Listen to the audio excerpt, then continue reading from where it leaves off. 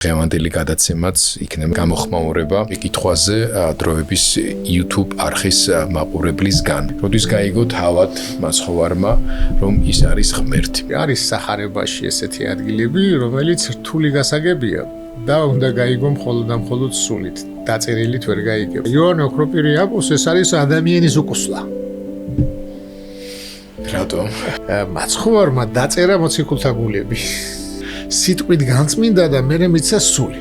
განათდა მასში სული შეუერთდა სულს. ადამიანის სული არ იზრდება, სული ვითარდება.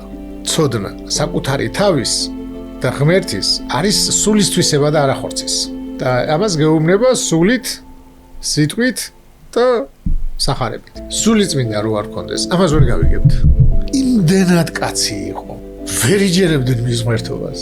და იმდენად ღმერთი იყო, ვერ იჯერებდნენ მის კაცობას. იესო ქრისტეს მადლობა ამ ყველაფრისთვის. მამა დოროთეს ამბიონი. მინდა მივესალმო დროების YouTube არხის მაყურებლებს. მადლობა ყველას, ვინც ასეთი ინტერესით უსმენთ, უყურებთ გადაცემათა ციკლს მამა დოროთეს ამბიონი. რა თქმა უნდა, თქვენი სახელით ასევე პირველ რიგში მადლობა მინდა კიდევ ერთხელ გადავუხადო თავად მამა დოროთეს ამ საინტერესო შინაარსიანი ბევრი რამის შემაცნობელი საუბრებისთვის. გადაცემათა ეს ციკლი ეძღვნება უпростоრად მიმართულია ჩვენი სურვილის რეალიზებისკენ, რომ ის ადამიანები, რომლებიც ცდილობენ გაიგონ უფრო მეტი ქრისტიანობის მისი არსის შესახებ, მართლმადიდებლური ხედვის შესახებ, მათ ჰქონდეთ შესაძლებლობა მოისმინონ და ამავე დროს დასვან გარკვეული შეკითხვები, რომელზეც ჩვენ დროთა განმავლობაში ვუპასუხებთ. სხვათა შორის დღევანდელი გადაცემაც იქნება ზუსტად გამოხმაურება ერთ-ერთ ასეთ შეკითხვაზე დროების YouTube არხის მაყურებლისგან. სანამ დავიწყებთ საუბარს, მინდა კიდევ ერთხელ შეგახსენოთ და გთხოვოთ, თუ კი ვინმე ჯერ კიდევ არ გაქვთ გამოწერილი ჩვენი YouTube არხი, გთხოვთ რომ გამოიწეროთ, ამას ჩვენთვის ძალიან დიდი მნიშვნელობა აქვს. ამასთან მოიწონოთ კონკრეტული გადაცემებიც და გაუზიაროთ თქვენს ახლობლებსა და ნაცნობებს. გამოგყვევით დროების YouTube არხზე, აქ თქვენთვის საინტერესო ბევრ გადაცემას ნახავთ. მამა დოროთე, კიდევ ერთხელ მოგესალმებით და ჩვენი მაყურებლების მიერ მოწოდებულ დასმულ შეკითხვებს შორის ერთ-ერთი ყველაზე საინტერესო არის ალბათ მათი სურვილი გაიგონ უფრო მეტი ქრისტიანული ხედვის, მართლმადიდებლური ხედვის შესახებ კონკრეტული მოვლენის მიმართ, რაც უკავშირდება თავად იესო ქრისტეს მიერ საკუთარი ღვთიური ბუნების გაცნობიერებას. როდის მოხდა ეს შეკითხვა ზუსტად ასე იყო ფორმულირებული? როდის გაიგო თავად მაცხოვარმა, რომ ის არის ღმერთი? მას ეცნობა ამის შესახებ, დაბადებითვე იცოდა, ის არის ქმნილება ღმერთის, თუ აი როგორ? ბევრი კითხვა უკავშირდება ამის განმარტების მცდელობას და მე დარწმუნებული ვარ, რომ თქვენ ამასთან დაკავშირებით გექნებათ პასუხები. თავად მართლმადიდებლურ ეკლესიას აქვს პასუხი და გსურს რომ ამის თაობაზე უფრო დაწვრილებით ვისაუბროთ. მივესალმებით ჩვენს მაყურებელს, მადლობას ვეთქვი დაინტერესებისთვის. ნამდვილად ძალიან რთული კითხვები აქვთ. არ არის ჩვენი მაყურებელი არ არის კმაყოფილი მარტივად იფიქროს, არამედ უნდა სიღრმეებში შევიდეს და ეს ძალიან კარგია, ძალიან მნიშვნელოვანია. ერთს აქვს ესეთი რაღაცა ნათქვამი, რომ ფილოსოფია იწყება, როცა კითხვას დასვამ ადამიანი რა არის ეს და აი ეს როგორ არის, ეს რა არის, ეს რო გაინტერესებს, ნიშნავს, რომ ადამიანს ქრისტიანობის შემეცნების უდიდესი სურვილი აქვს და ეს კითხვაც არის ურთულესი კითხვა სხვათა შორის, იმიტომ რომ თუ ვიტყვით ერთი სიტყვით, ყოველთვის იცოდა. ეს არის ჩვენი სწავლება მართლმადიდებლური და ეს ყოველთვის იცოდა, მაგრამ ბევრი კითხვა იბადება აი როგორ ეს ხო ემბრიონი იყო, არის ხატიც არსებობს, სადაც დასწავლებაც რომ მაცხოვარი ჩაისახა ჩამოყალიბებულად ესეთი სწავლებაც არის. თუმცა ეს არ არის სახარებისეული, ჩვენ ეს არ ვიცით. და არსებობს ლუკას სახარებაში ესეთი ადგილია, სადაც ლუკა მახარებელი ამბობს 12 წლის იესოზე, რომელიც ტაძარში იყო, ტაძარში დარჩა დღესასწაულზე. და მშობლებს ეგონაო, რომ წინ გაყვაო ნათესავებსო, მომლოცველებს. და გაყვნენ ხალხს მარიამი და იოსები. და წინ რო დაეციეს ყველას, იქ ვერ იპოვეს და შეშინებულები უკან დაბრუნდნენ ტაძარში, რომ დაიკარგა იესო. და როცა 3 დღის მერე იპოვესო და ტაძარში იჯდაო და მოძღვრებთან ერთად და ყველა გაკვირვებული იყო მისი სიბრძნით. ანუ ესაუბრებოდა, კითხვებს უსმევდა. ეკითხებოდა და 12 წლის ასაკში. ეს არის მარტო ლუკასაა აღწერილი და ღვთისმშობელი ეუბნება მე და მამა შენი გეძებთო და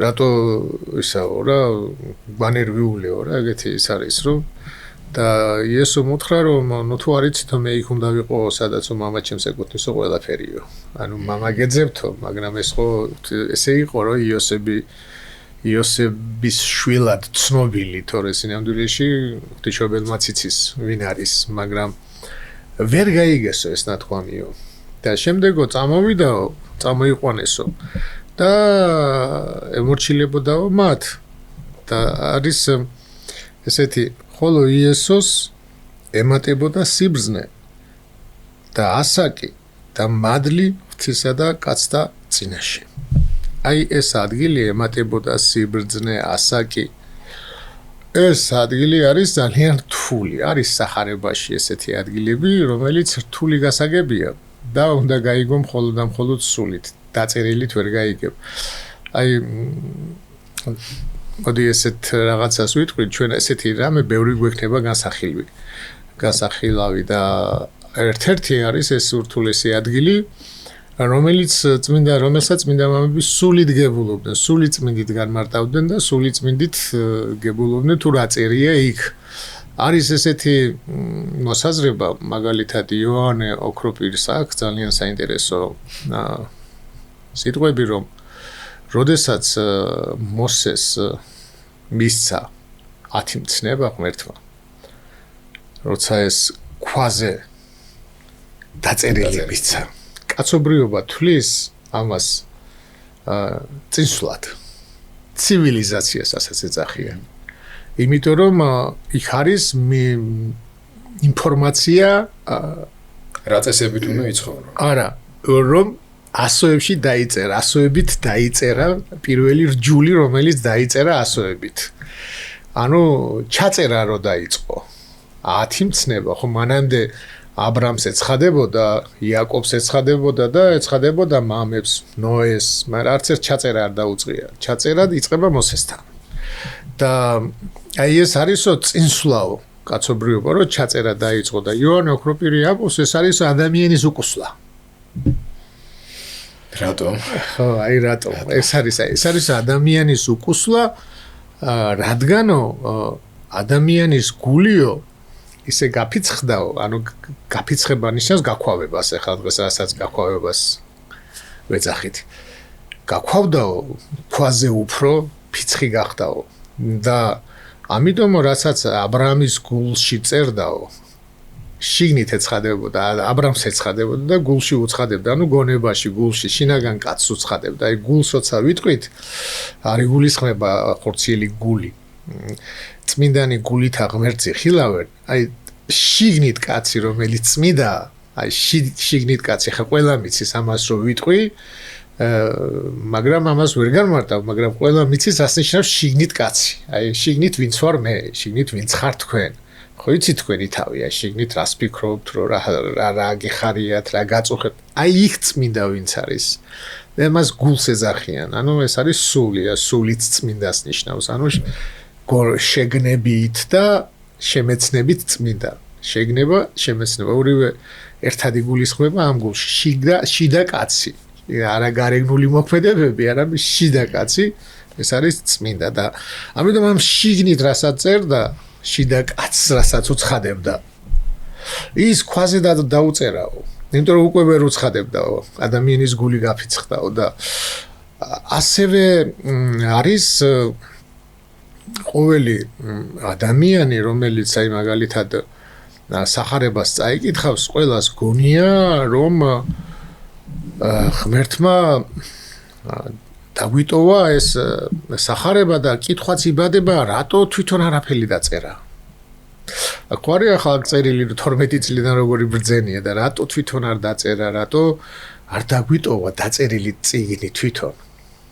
იესო. ძალიან ბუნებრივი შეხედვა. ხო, ძალიან ბუნებრივი შარა ვერ დაწერდა თუ რა, ანუ მაგალითად მოციქულებიც ხა იოანეს ხატი არსებობს, იოანე ღვთისმეტყველის ხატი არსებობს, რომ პროხორე იყო, პროხორე ერქვა, ვინც გადამწერი იყო და ვინც წერდა, ვისაც ეუბნებოდა და ის წერდა. ანუ ისინიც კარნახობდნენ და წერდნენ. ზოგი თავის ხელითაც წერდა, მაგრამ ზოგი კარნახობდა და წერდა. ხო და მაგალითად პეტრე რასაც ამბობდა, ის ჩაწერა მარკოზმა.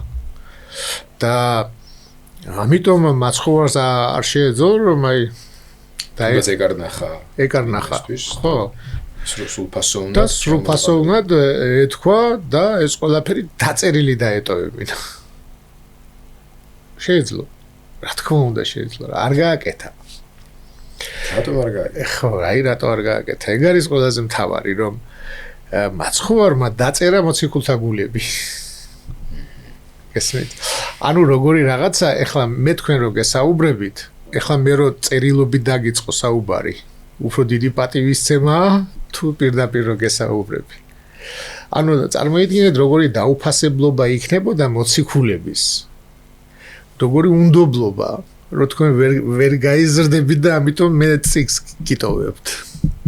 ვერ გაგრძდით, ვერ ჩავწერ თქვენში, ვერ შეგაცნობინებთ, ამიტომ წიგს გიტოვებთ. ანუ წიგნი აღმოჩნდებოდა ადამიანზე უფრო დიდი. გესმით? და ამიტომ წიგნი კი არ დაუტოვა. მოციქულები განწმინდა ნიშნავს სიტყვით განწმინდა. სიტყვა მიცა მოციქულებს. სიტყვით განწმინდა და მერე მიცა სული. იესოს სულს ეძახიან სულიწმინდას, იმიტომ ეძახიან იესოს სულს, რომ აი სიტყვის გარეშე, სიტყვის მიღების გარეშე ის ვერ მოქმედებს ადამიანზე ისე, როგორც სიტყვით მოქმედებს. აი როგორი რაღაცა არის, იცით, აი სიტყვა მაგალითად დაწერილი სიტყვა და ფანარი.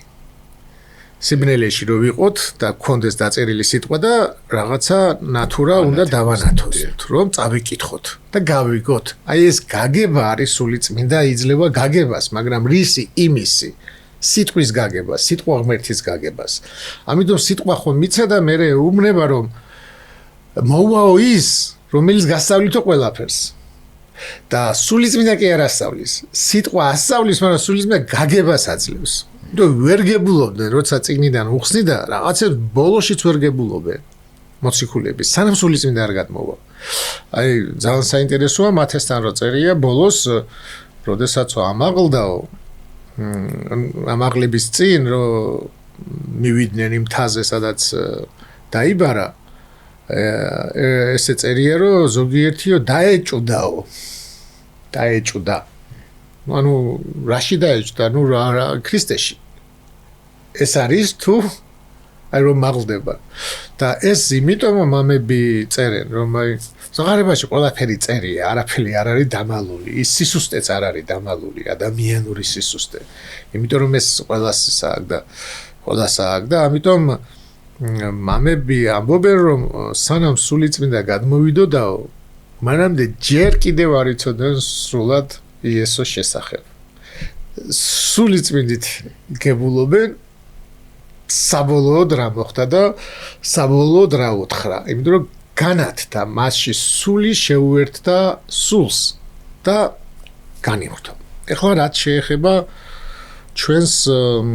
თქვენს კითხვას, ეს არის ძალიან მნიშვნელოვანი კითხვა. მოკლედ ასეთი ჩამოყალიბებული სწავლება მე ამის შესახებ არ მაქვს წაკითხული. ახლა რასაც ვიტყვი, მე თვითონ არ მაქვს წაკითხული, მაგრამ მე ვეყნობი რაღაცები რო აქვთ მამებს, ნათქვამი რა როგორ არის, იმის მიხედვით შევეცდები რომ ჩამოვაყალიბო. თუმცა თავშივე ვიტყვი, მე ვფიქრობ რომ ასეა. მე ვფიქრობ, არ ვამტკიცებ. ეს ესეა, თუმცა ამის აი მტკიცებით ფორმაში თქმა ძალიან რთულია. და ის რასაც ეკლესია ამბობს ყოველთვის იცოდა და ის ღმერთი გადმოვიდა და ღმერთმა შეიმოსა. და ეხლა ცოდნაზე ვიტყვი ესეთ რაღაცას, რომ იოანე ოქროპირს აქვს ნათქვამი, რომ ადამიანის სული არ იზრდება ფორმას, არ იცვლის, რაც ეძლევა ის არის. ადამიანის სულის სახეა თვალი. და ამბობენ ახლა მედიცინაში გამიგია, რომ ადამიანის ბავშვის ადამიანის ერთადერთი ორგანოა, რომელიც არ იცვლება და არ იზრდება. ეს არის თვალი. ბავშვი რა თვალითაც იბადება, ის აქვს მთელი ცხოვრების განმავლობაში ფორმა, ანუ სიდიდე. და ამიტომ ზოგჯერ ბავშვებს დიდი თვალები აქვს, პატარა თავი რო არის და მე თავი რო იზრდება, ეს თვალი უფრო ჯდება ფორმაში. პროპორციაში ჯდება, რომ თავი რო იზრდება და ამიტომ სული არ იზრდება. ფორმას გულისხმობ. სული ვითარდება. ხო, და ამიტომ როდესაც მე ესე ვფიქრობ, როდესაც ქრისტემ ანუ ძემ შეიერთა ადამიანის ბუნება, შეიერთა სული და ხორცი. ხორცი აქ წერია რა, რომ ეს ხორცი სხეულებრივად იზრდებოდა და როგორც იზრდებოდა, ისე ავლენდა იმას, რაც მასშია. ასევე ცოდნა საკუთარი თავის და ღმერთის არის სულის თვისება და არა ხორცის. ეხლა ხორცზე რას ამბობენ მამები, რომ აი ტვინი რითაც ფიქრობთ, ხო? რაც იმახსოვრებს, რაც აზროვნებაში გვეხმარება, ეს არის ხორციელად ტვინი. მაგრამ ტვინი ფილოსოფია ესე ამბობს. ტვინი თვალი ხედავს ცხენს, მაგრამ არა ცხენობას. ანუ თვალმა დაინახა ცხენი, მაგრამ ისო ცხენია და ისო ასეთია, ისო ისეთია, მაგის გახედნა შეიძლება, მაგაზე დაჯდომა შეიძლება, რომელიღაცა ცხენი მასტრაფად გარბის, რომელიღაცა აი ეს ვერ ირბენს, იმიტომ დიდი თავი აქვს რაღაცა, ხო? ამას ხედავს სული. ამას ტვინი ვერ ხედავს. ამას ქვია გონება. და გონება სულის არის და არა ტვინის. და ტვინი არის ჩვენი სხეული და ჩვენი განსაკუთრებით ტვინი. ამას გრიგოლ ღვთისმეტყველი ეძახის ინსტრუმენტს. მაგალითად საკრავი ინსტრუმენტი. თუ საკრავი ინსტრუმენტი, ესა თუ ის საკრავი ინსტრუმენტი საყვირი ავიღოთ, თუ არის გაფუჭებული, რაც არ უნდა სწორად ჩაბერო, იმ ხმას ვერ გამოსცემს, რომელიც გინდა შენ რომ მან გამოსცეს. ამიტომ აი ტვინი არის ინსტრუმენტი, რომელიც სულის განვითარებას გამოავლენს. ეხლა იესო ქრისტეს სული არ განვითარებულა, შეერთებიდან გამომდინარე. ჩვენში ვითარდება. ამიტომ არის რომ დააკვირდით, როდესაც ქრისტეს ხატავენ, არსებობს ესეთი პანტოკრატორს ეძახიან. წიგნი რო უჭირავს ხელში და მაკურთხეველი ხელი. ეს არის პანტოკრატორი, ნიშნავს ყოვლის მყრობელი. და ეს ხატი არის შემდეგი ხატი, ანუ ამაღლების შემდეგ ხატად ითვლება, აი რო დაჯდა მარჯვენით მამისა, აი ეს ხატია, ეს ხატი მაგალითად ჩვენ შეიძლება წელზე მოვთნახოთ, წიგნი და ხელი და მე არ ჩანდეს, მაგრამ სინამდვილეში არის ნაწილი. პანტოკრატორად იწოდება, აი ტახტზე მჯდომარე, წიგნით ხელში, მე ვარ ნათელი და ვინც მე გამომყვება არივლის ბნელში ხშირად ამას აწერენ. და მაკურთხეველი ხელით. ეს მაკურთხეველი ხელით ნიშნავს, რომ გესაუბრება და ეს არის ის რომ უნდა გითხრას რაღაცა და ამას გეუბნება სულით, სიტყვით და სახარებით. აი ეს წიგნი თუ დაკეცილია. წიგნი არის მიბრუნებული. მაცხოვარს აი წიგნი ხო არის აი ესე. დიახ. ამას ხო აქვს ახედან ხაზები. ეს არის ახლა სწორად მიჭირავს მე. დიახ. და მაცხოვარს უჭირავს ესე. თავის მხარეს. ხო, თავის მხარეს. და აქ კი ხატავენ ჯვარს და აფორმებენ, მაგრამ წიგნს ეს გადასაშლი აქეთ აქვს. და აი ეს არის რატო? რომ ჩვენში ცოდნა შემოდის გარედან. ჩვენი სული ვითარდება. ჩვენ სულით ვითარდებით. სულით წარმემართებით. მაგრამ ქრისტე შეუძლებელია სული წარმემატებოდეს. იმიტომ რომ ის შეერთებიდან არის გაფრთხილი სულით. და წარმატებას თავის თავიდან გამოაქვს იმდენად, რამდენადაც ამას თავისი ადამიანური სხეულებრივი მდგომარეობა უწყობს ხელს. მაგრამ ჩვენს თავს ხორცით კი არ შევიცნობთ. სულით შევიცნობთ. ხელს რო ეს ხელია, ფეხი რო ფეხია, თვალი თვალია. ამას ჩვენ სულით შევიცნობთ. მაგრამ ჩვენ შევიცნობთ სულის განვითარებით. ანუ გარედან შემოდის ჩვენში. ვითარდება, ადრე ვთქვით, აი ია. ანუ გარეთ არის ეს ია. ღმერთიც ადამმა ბოლოს რო გარეთ ნახა 64-ში, ხო? აი მიმოდიოდი, შენი ხმა მესმა. მანამდე სათხედავდა და როგორ ხედავდა? არ ვიცით, იმიტომ რომ მასში საუბრობდა.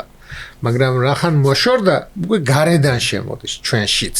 გარედან შემოდის ღმერთი. აი ქრისტეში არა. ამიტომ უწირავს წიგნი ესე, რომ ცოდნა მასში კი არ შედის, ცოდნა გამოდის. მისგან გამოდის. ხო. აი ეს წერია რომ ეს ავლენდა იმ თიურს და იმ დიდებულს კაცთა წინაშე. და ეს მეორენაირად ჩვენ თარგმნით რომ ადამიანთა წინაშე ავლენდა ღმერთის და კაცის სიყვარულს. ხედავდნენ როგორც კი იზრდებოდა, ხედავდნენ როგორ უყვარდა მამა და როგორ უყვარდა მოყვას ადამიანი. აი ამას ავლენდა ასაკიდან გამომდინარე. და არა ამას შეიმეცნებდა, არა, კი არ შეიმეცნებდა, აი თავისი თავიდან გამოქონდა ის, რაც იყო. ამიტომ იესო ქრისტე ეუბნება პეტრეს რომ როცა კითხავს ვინ ვარ, ხალხს ვინ ვარო და ზოგი ფიქრობსო ელია ხარო, ზოგი ფიქრობსო წინასწარმეტყველი, ზოგი ამბობსო აი ძველებური წინასწარმეტყველი ხარო. საერთოდ ეს ძველებური რას ნიშნავს? ძველებური რას ნიშნავს? იცით, აი ყოველთვის არის ყველა ერში ის დიდი წინაპარი ის უფრო მაგარია ვიდრე ამ წუთას ხედავ. ყველა ერში ხო და აი ის ძველი წინაპრები უფრო დიდები იყვნენ ძველი წინასწარმეტყვარა და ღმერთი დგას. მაგრამ ისინი უფრო დიდი გონიათ. აი ესაია, ერემია, ძველი წინასწარმეტყველები, მოსე. ხო და აი ფარისევლები ჩვენ ვიცით რომ მოსეს ღმერთი ესაუბრებოდაო და ეს არ ვიცით საიდან არისო. ანუ მოსე უფრო დიდი გონიათ. არა და ღმერთი დგას, განგაცებული ღმერთი. მაგრამ რახან ჭამს ამათან სვამს მეზვერეებთან ზის ესაუბრება უბრალო ხალხთან რო არის უბრალო ხალხთან ესაუბრალოებდა მათ თვალში ქრისტეს ხალხთან ყოფობა და გაჭირვებულ ხალხთან ყოფობა უბრალოებდა და არა და სასწაული არავის არ გაუკეთებია ის რაცაც ქრისტე აკეთებდა არავის და ავერც გააკეთებს ვერავინ და ამიტომ ის ძველი წინასწარმეტყველი ვით არისო ისეთი დიდიაო და ეს ქება არ იყო ეს დაკნინება იყო ქრისტეში იმიტომ რომ ღმერთი განგაცებული ღმერთი დგას და პეტრე ეუბნება ახლა რატო ვამბობ ამას პეტრე ეუბნება რომ შენ ხარო ცოცხალი ღმერთის ცოცხალი ძე და მაცხოვარი აქებს პეტრეს და ეუბნება რომ ნეტარი ხარ შენ პეტრე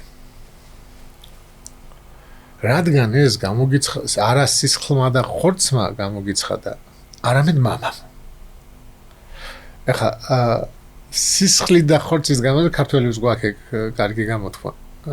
ჩემი სისხლი და ხორცია, ჩემი ნათესავია, ხო, ვამბობთ სისხლი და ხორცით.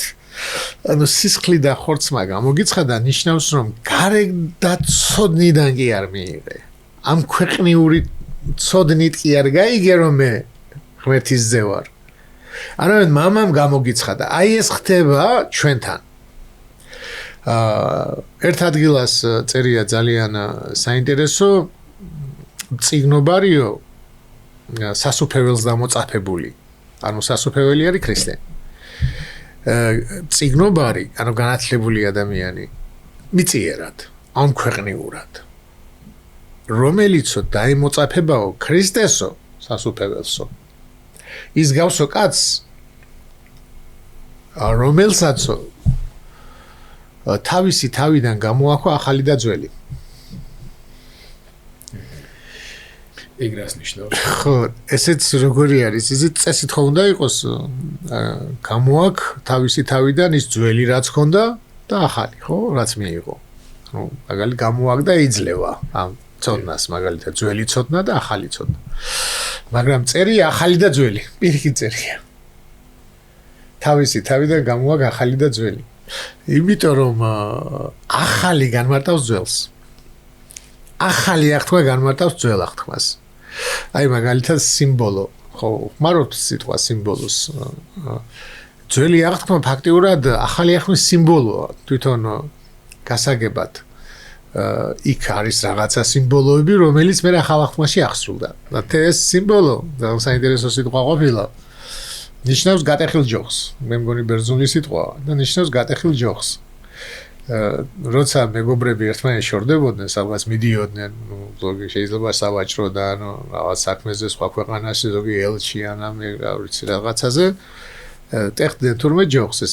პირდაპირ ტეხდნენ, კი არ ხერხდნენ, ტეხდნენ და ეს გატეხილ ჯოხს აქ სხვადასხვანაირად ხდება, ხო, ყველა ჯოხი და თუ რამე პრობლემა იქნებოდა რაღაცა რომ ეს ის არის რაღაც სიტყვას გამოუგზავნიდა და ამ ნაწილს გამოატანდა და ხო მიადგამდა და ესე იგი ერთი მთლიანი გამოდიოდა რა კი ეს ის არის ეს ჩემი მეგობარია ადრე ხო ვერ დარეკავდა ესე და შეიძლება ვიღაცას მოეწყო ზუსტად იდენტიფიცირების საშუალება იყო ზუსტად იდენტიფიცირების საშუალებაა და აი ესე არის ძველი აღთქმა ამიტომ პეტრე მოციქულიც და სხვა მოციქულებიც აი პავლე მოციქულზე ვისაუბროთ მაგალითად რომ როცა მიდის კორინთელებთან ეუბნება რომ მოვედიო თქვენთან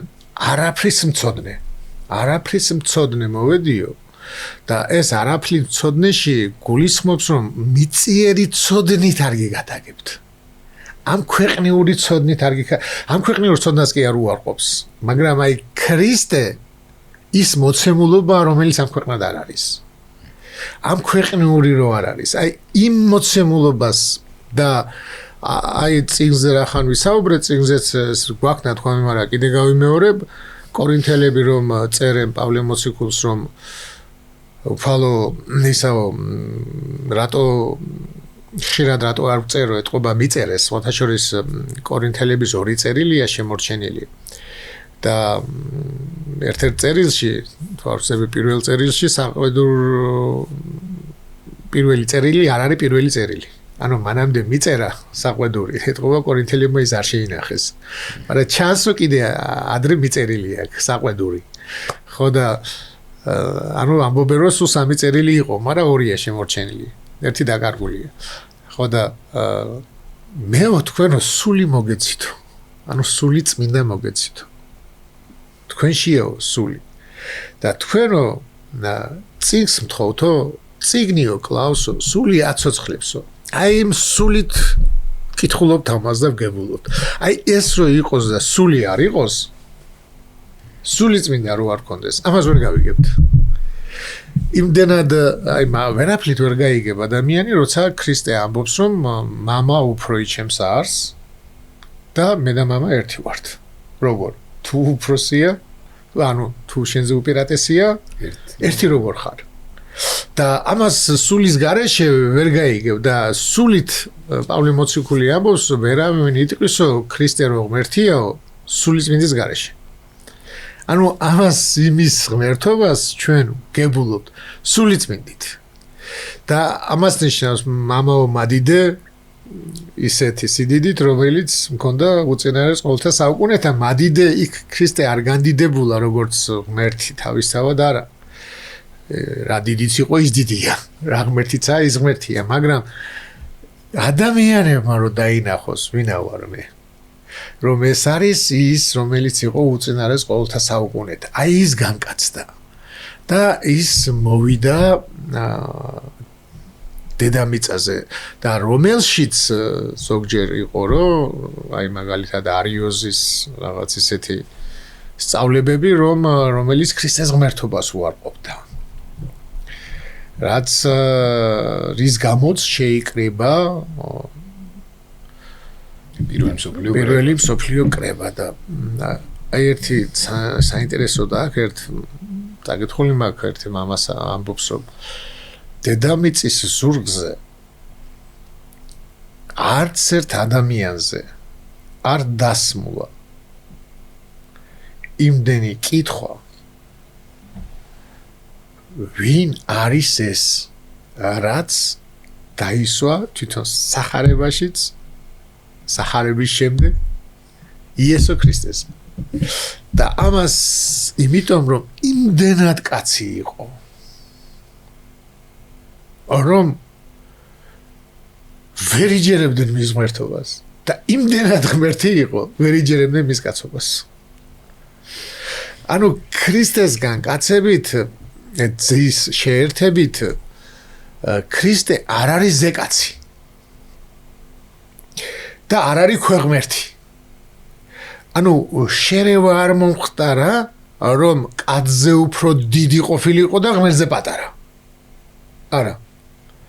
სრული ღმერთია და სრული კაცია. არა ზეკაცი, არა რაღაცა შერეული ღმერთ და კაც შერეული და რაღაცა ზეკაცი, ნიჩეს ზეკაცი რო არის, ზეკაცი არ არის. კაცია, სრული კაცია. და არის სრული ღმერთი. ამიტომ იმდენი მარიამს ეუბნება რომ ეს დაიბადაო სიმონ მიმყმელი მრავალთა დასაცემად დასაღუპად უფრო სწორი ესეთი იქნება და მრავალთა საცხონებლად ძალიან ბევრი დაიღუპა და იღუპება ქრისტეზე წაქცევით იმ ლოდზე რადგან თუ არ შეიცნეს სწორად მაგრამ მის შეცნობის გარეშე სიცოცხლე არ არსებობს იმისი შეცნობა არის ის რაც გვაძლევს სიცოცხლეს და მისი შეცნობა ისეთად როგორიც ის არის მაგრამ ამას ჩვენ დავინახავთ დღეს მხოლოდ რწმენით და მომავალ საუკუნეში დავინახავთ პირდაპირ პავლე მოციქული რო ამბობს ანუ პირდაპირ დავინახავთ ქრისტეს ღმერთობას თორე პირდაპირ კი არ დავინახავთ ღმერთის ბუნებას, არა, ქრისტეს ღმერთობას, როგორც ეს ერთხელ მოხდა ფერიცვალების დროს, რომ აი მოციქულები რომ გაუგნებულები იყვნენ და არ იცოდნენ პეტრემო რა საუბრობდაო, ხო? ის ნათელი ის მისი ღმერთობის ის მოგცა წინდი, დანახვის წინდი და აი როცა ის გამოჩნდება რომ როცა ის მოვა თავისი დიდებით ნიშნავს იმ დიდებაში რა დიდება ჰქონდა მას ყოველთვის მუცელში მუცლის გარეთ ჯვარზე საფლავში და საფლავის და აღდგომილს რამდენად აცნობიერებდნენ ამას ღვთისმშობელი მარიამი და თავად იოსებიც თავისთავად ცხადია გამოცხადების შემდეგ და ღვთისმშობელმა იცოდა ყველაფერი მაგრამ ხა ბავშვი ამ შემთხვევაში ნაყოფი ახალშობილი თქვენ თავად ამბობთ რომ მისი მიწირი ადამიანის ზრდის შესაფერისი შესაძლებლობები დავლენდა ამასნებდნენ ხო თქვენ არსებობს რამე მინიშნებები დაუშვათ მის თანატოლებთან როგორი ურთიერთობა ჰქონდა, როგორც ბავშვი როგორ იქცეოდა ამის თაობაზე რაიმე მონათხრობი თუ არის ისეთი, რომელიც შეიძლება თეოლოგიური თვალსაზრისით კანონიკურადაც მიიჩნეოდეს. თქვენი კითხვა უფრო ართულებს ჩვენ უფრო რთული კითხვაა კიდე. აი პირველი იყო ღვთისმშობლის რა რამდენად იცოდა ღვთისმშობელმა სიმონ მიმრქმელი. როცა ეუბნება მარიამს შენს სულშიც გაივლის მახვილი.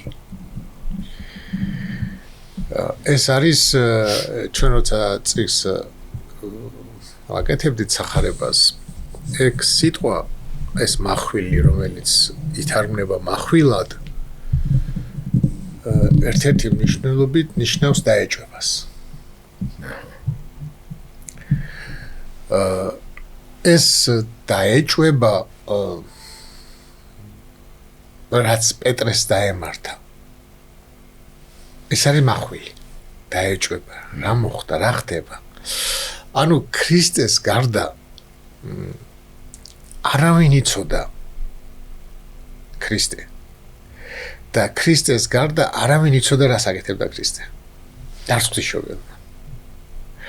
ამიტომ როგორი ის არის, იცით, აი როგორი საოცრება არის აი ღვთისმშობლის რწმენა. აი ღვთისმშობელზე არის ნათქვამი, რომ ის განწმენდილი იყო სულიწმინდით, მაგრამ არა სულიწმინდა დამკვიდრებული.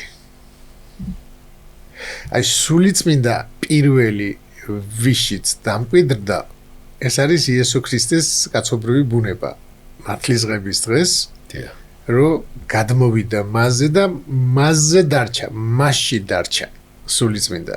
და ნათლობას ქვია სამების განცხადება მამის ხმაზეცით, სულიწმინდა ტრედის სახით და ეს იოანესთვის იყო, თორე სინამდვილეში ქრისტეში ცხადდება სამება, აი ნათლისღების დღეს.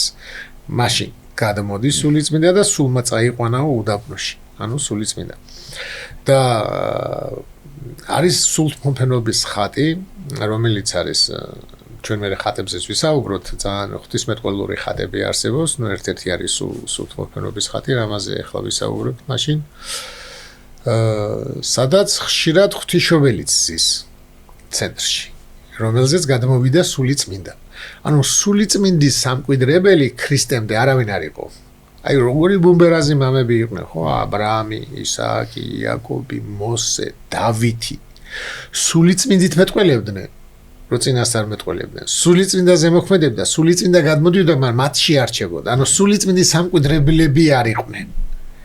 თორე შეუძლებელია სულიწმინდა დამკვიდრებული იყო დავითში. და დავითი ჯოჯოხეთში წასულიყო. მიუხედავად აბრაამის წიაღისა. შეუძლებელია.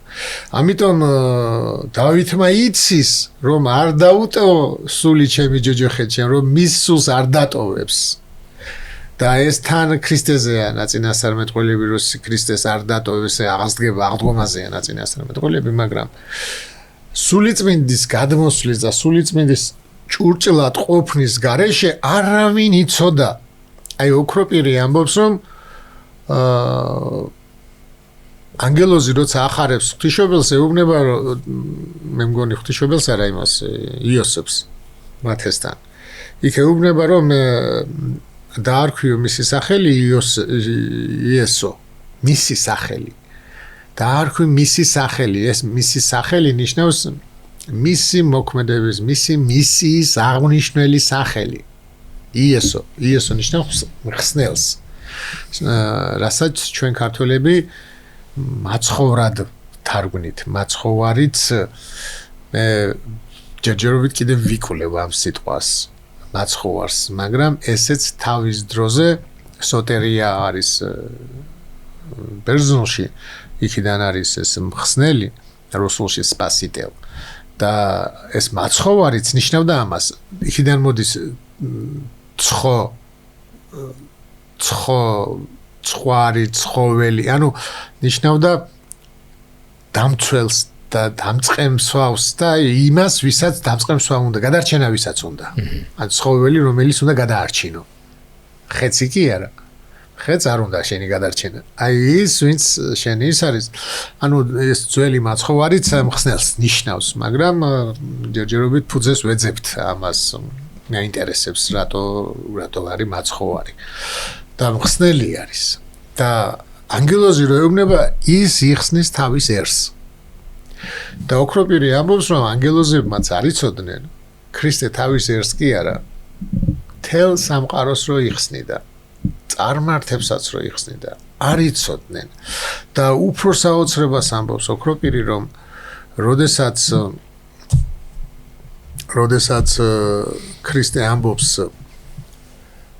ნათანაილს ეუბნება შენო მე გითხარიო სად იყავიო ანუ წარსული გითხარიო და ამიტომ მიწოდეო ცოცხალი ისა ძეღვთისა და ეს რა არის უფრო მეც ამბობ უფრო მეც ნახავთო კაცის ძე არის ქრისტე კაცის ძეში ჩვენ არ ვიგულისხმებით კაცის ძეზე გარდამომავალი და აღმავალი და გარდამომავალ ანგელოზებს ეს ნიშნავს მსახურებას რომ ანგელოზები ჩვენი მსახურები არ არიან მაგრამ ქრისტეს მსახურები არიან ანუ ქრისტეს ემსახურებიან ამას დაინახავთო და ოქროპირი ამბობს ამის განმარტებით რომ ანგელოზებმაც მაშინ იხილეს ღმერთი ისე როგორც ქრისტეში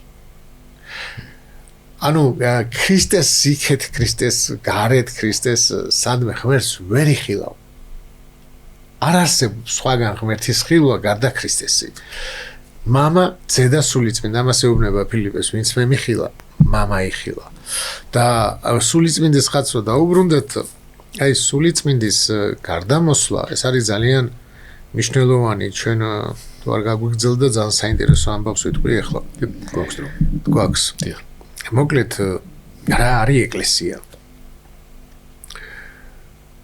ეკლესიაში არსებობს შეკვისა და გახსნის მადლი ანუ ხო არის 7 საიდუმლო აი ეს 7 საიდუმლო არის დასავლური ეკლესიიდან არის კათოლიკური ეკლესიიდან არის ესე შემოსული ფორმირებული 7 საიდუმლო თორე ეს 7 საიდუმლო ძველად ესე არ იყო საიდუმლო იყო სულ 3 და ამ 3 საიდუმლოდან საიდუმლო მოქმედებებს ნიშნავს საიდუმლო სადაც საიდუმლოდ ხდება რაღაც რაცაც ჩვენ ვერ ხედავთ ვერც ვერასოდეს ვერ დავინახავთ აი მაგრამ აი დღეს სხვათა შორის ამ საიდუმლოს ხილულყოფას ითხოვენ როგორც ებრაელები გვაჩვენეო ნიშანიო სასწაულიო აი ასევე დღეს ადამიანი თავისი ურწმუნოებიდან გამომდინარე საქართველოს ეკლესიაშიც ამტკიცებენ რომ მაგალითად პურს რომელსაც ვაკურთხებთ საიდუმლო არის ზიარება ხო ის პირდაპირ ხილულადაც პურობას კარგავს პურის თვისებებს და ის ხორცია ამბობენ და ეს არ უთქვამს ქრისტეს ანუ ეს ებრაელები რო ითხოვდნენ მაშინ სასწაულს რისთვის ითხოვს შესამოწმებლად აი მაგალითად როგორ უნდა შეამოწმო რომ შენ მართალი რწმენა გაქვს აი აკურთხე გარდაიქცა ხორცად ესე იგი მართალი რწმენა გაქვს და ამით ეს ანუ გარეგნული მოქმედება რაღაცა თქვი და ჩამოვიდა ცეცხლი და ესე იგი მართალი ვარ შესამოწმებლად ღმერთს არ მოუწია ანუ გარეგნული მოქმედებები ჩვენ სიმართლეს ვერ შევამოწმებთ მარტო სულით სახარები ეს კრებები მაიცოდნენ ასე გადავწყვიტეთ ჩვენ და სულიწმინდა ასე გადავწყვიტეთ ჩვენ და სულიწმინდა სახარება და სულიწმინდა და სახარება და ეკლესია 3 საიდუმლო აქვს ეს საიდუმლო არის ნათლისღება სადაც სულიწმინდა გადმოდის ადამიანზე სიტყვას ღებულობს ეს არის შენდობისა და არშენდობის ძალმოსილება და ეს არის ზიარების საიდუმლო სერობა სადაც პური და ღვინო გარდაიქცევა ოღონდ საიდუმლოდ სისხლად და ხორცად ეს ასეა მაგრამ არახილულად და ასევე ცოდვების შენდობასაც როცა შეუნდობს ადამიანი აი პეტრემ შეგინდო, შემინდო, ხო? პეტრემ მოციქულმა. ეს კი არ გავთეთრდები, კი არ გავნათდები. გასპეტაგდები. კი არ გავსპეტაგდები, არაფერი არ ეტყობა მაგას, ეს სული გასპეტაგდება. იგრძნობს. სული განათდება, სულს ენდობა, სული სხვანაირად ხედავს, სულს შორდება ის სიბნელე. ნათდება და ასე შემდეგ. ამიტომ აი ეს სამი საიდუმლო ზედგას სხვა დანარჩენი. ისინი საიდუმლოებებია, მაგრამ იქ მოქმედებები, მაგრამ აი სამზე დგას სხვა აქედან გამომდინარე.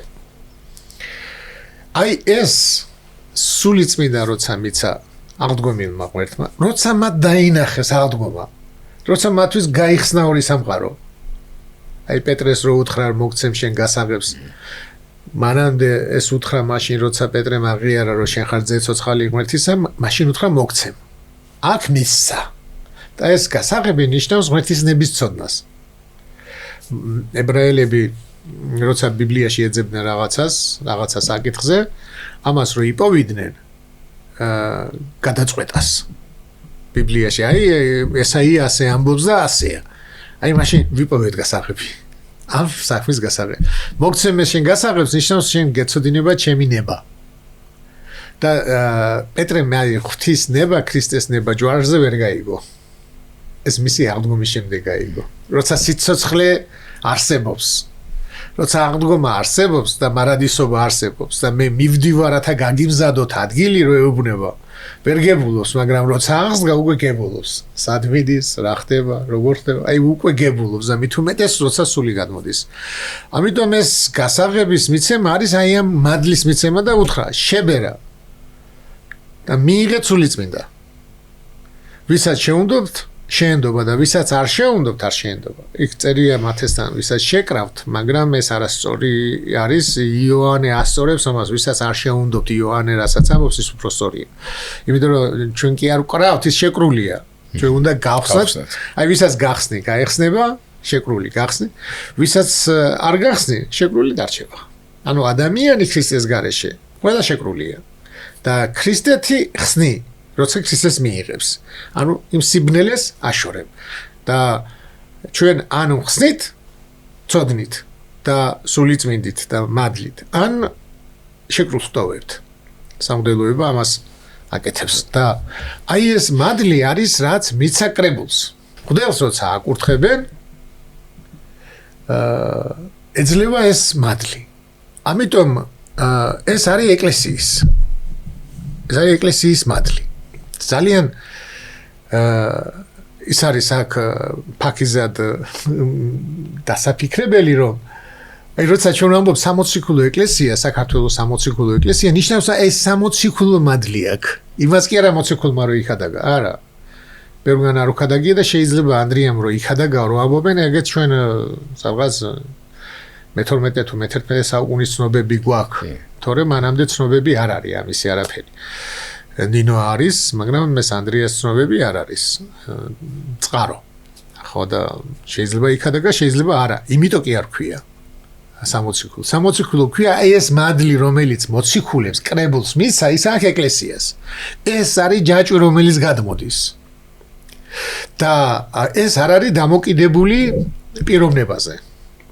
რა თქმა უნდა, ეკლესია უნდა ამოწმებდეს პიროვნებას, სამღვდელო პიროვნებას, რამდენად იცის ქრისტე, რამდენად შეამეცნებს და შეიმეცნებს ქრისტეს და რამდენად მიყვება ქრისტეს, რამდენად მორწმუნეა, რამდენად კეთილია, რამდენად პატიოსანია და ასე შემდეგ, მაგრამ თქვათ არჩია იმის გამო, რომ თავისიანია, მაგრამ ბევრი რამე არც მორწმუნეა, არც ისა. ის როცა ნათლავს არის მონათლული, რა თქმა უნდა. და რატო? იმიტომ რომ მოდელზე არ არის დამოკიდებული. ეს მადლი აქვს ეკლესიას. ამიტომ სულთ მოფენობას სულთ მოფენობის წინაკვირას, სულთ მოფენობა ყოველთვის აღდგომიდან 50 დღეს არის. ამიტომ სულთ მოფენობის წინაკვირას დადგენილია, რომ კრებების ამ 7 კრებაში მონაწილე მამების ხსენება სულიწმინდის გადმოსვლამდე. და ეს არის მადლი, რომელიც სულიწმინდის გადმოსვლით არ მიუღია, ეს ქრისტემ მისცა. მაგრამ ეს არ არის საცხონებელი. ვინც ღებულობს იმისთვის საცხონებელია, მაგრამ ვისაც ეს აქვს, მაგალითად მღვდელი, ეპისკოპოსი, შეიძლება ვერ გადარჩეს. იმიტომ რომ ეს კრებულის არის, ეს ჩემი მოპოვებული არ არის, ჩემი რწმენით არ არის, ჩემი ღვთის წინაშე კეთილად დგომით ინდივიდუალური დამსახურების შესაძლებელი არ არის. ხო, ეს უნდა ამოწმებდეს როგორც თქვი ინდივიდუალურად, მაგრამ თუ არ შეამოწმა, ეს მადლი მაინც აქვს მას. ამიტომ ღმერთი ყველას მიერ მოქმედებს, ოქროპირის ნათქვამი, ყველა მღვდლის მიერ მოქმედებს, ვინც მართალი ეკლესიის მღვდელია, არა მართალი მღვდელიც მის მიერაც მოქმედებს. მის მიერაც ინათლება, მის მიერაც იკურთხება. მაგრამ ყველა არ არის ღვთის მიერ. მღვდელის მიერ მოქმედებს ღმერთი, მაგრამ ყველა მღვდელი ღვთისგან არ არის. და ამიტომ ეს სულთმოფენობამდე იმიტომ იხსენიება აი ეს დიდი მამები, კრებები, რომ მისაბაძად, ხო? და სულთმოფენობის მერე იხსენიება შემდეგი კვირა სულთმოფენობის არის ყველა წმინდანის. ეს იმას ნიშნავს, რომ წმინდანი ხდები სულიწმინდის გადმოსვლით. ანუ მღვდელი ხდები ამ კრებულის მოცემულობით, აი მაგალითად სულიწმინდის გადმოსვლაზე ღვთისმშობელი ცხოზის, ვიზეთ სულიწმინდა გადმოვიდა, მას არ შეუძლია ეს შეასრულოს. ის რაც კრებულს მიცა, მოციქულებს მიცა. ანუ იქ სხვებზეც გადმოვიდა, მაგრამ ამ მღვდელმსახურების მადლს არ იძლევა. მღვდელმსახურების მადლს იძლევა მხოლოდ ქრისტე. და ქრისტეს ეკლესია. მაგრამ საცხონებელი შეიძლება არ აღმოჩნდეს. შეიძლება ამით ვერ გადარჩა და პირიქით. ეპისკოპოსობით და მდლობით უფრო დაიღუპო თავი, ხო? თუ არასწორად ხარ. მაგრამ აი როცა ის გადმოდის სულიწმინდა, ეს უკვე ინდივიდუალურია. სულიწმინდა არ არის ის მადლი, რომელიც არის 50 დღეს გადმოსვლა, არ არის ეკლესიის მიერ მოცემული. მაგას ეკლესია იმას ვერ მოგცემს. ეს შენი საღვაწია. მაგალითად, მღვდელს როცა აკურთხებენ, ეს მადლი ხო ეძლევა, მაგრამ მას ავტომატურად არ ეძლევა სიბრძნე. ავტომატურად არ ეძლევა ღვთის ჭეშმარიტების ცოდნა. არ ეძლევა ეს მღვდელს. ეს მისი ღვაწლია. მან უნდა იღვაწოს, რომ მოიპოვოს ის სულიწმინდა. ამიტომ სულიწმინდის გადმოსვლა 50 დღეს არის პიროვნული და საყოველთაო. და ქრისტეს მიცემული მადლი, რომელიც ეკლესიას გააჩნია, ეს არის ქრისტეს მიერ მოცემული და აი მაგალითად აი მღვდელი ვარ, მე როცა ეკლესია მიჩერებს სიტყვაზე ამას, ხო? მე ვემორჩილები მას, იმიტომ ეს მისია, მისი მოცემულობა. მაგრამ ეს არ ნიშნავს, რომ სულიწმინდა შემიჩერებს. სულიწმინდა რომელიც ჩემზე გადმოდის, იმას მე ვერავინ ვერ შემიჩერებს, ვერავინ ვერ წამართმევს. თუ თქვენ ზღვაწლზეა დამოკიდებული. ხო, ეს უკვე ჩემზეა. ჩემს დგომაზეა, ღვთის წინაშე მე როგორ ვდგები. ამიტომ აი იესო ქრისტეს მადლობა ყველაფრისთვის. მადლობა. თქვენ მადლობა მამაო. საკმაოდ რთულ თემებს შევეხეთ დღეს. ინსპირაცია, ასე ვთქვათ, დაკვეთა კარგი გაგები ჩვენი მსმენელისგან, მაყურებლისგან მოდიოდა, ამიტომ გადაცემის დასასრულს კიდევ ერთხელ შევეხმიანოთ მათ. მადლობა უთხრათ დროების YouTube არხის მაყურებლებს, განსაკუთრებით ამ შემთხვევაში გადაცემათა ციკლისა, რომელსაც ასე ქვია კიდეც მამა დოროთეს ამბიონი, არქიმანდრიტი დოროთე ყურაშვილი უძღვება. გადაცემათა ამ ციკლს ჩემთან ერთად მე მხოლოდ მოდერატორის როლს ვასრულებ, ძალიან საპატიო და რთული მისია, მაგრამ მე ძალიან ბევრ ამას ვიგებ, ვიაზრებ ამ ჩვენი საუბრებიდან, დარწმუნებული ვარ ჩვენი მაყურებელიც იმისთვის, რომ კიდევ უფრო მეტ ადამიანს კონდეს ცდომა ამ ცოდნაზე, გადაცემის ბოლოს მინდა მოგიწოდოთ. გამოიწეროთ ჩვენი YouTube არხი, ვისაც ჯერ არ გამოგიწერიათ, მოიწონოთ ჩვენი გადაცემები და გაუზიაროთ თქვენს ახლობლებსა და მეგობრებს. დღეს ამით დავამთავროთ. შევხვდებით ერთ კვირაში.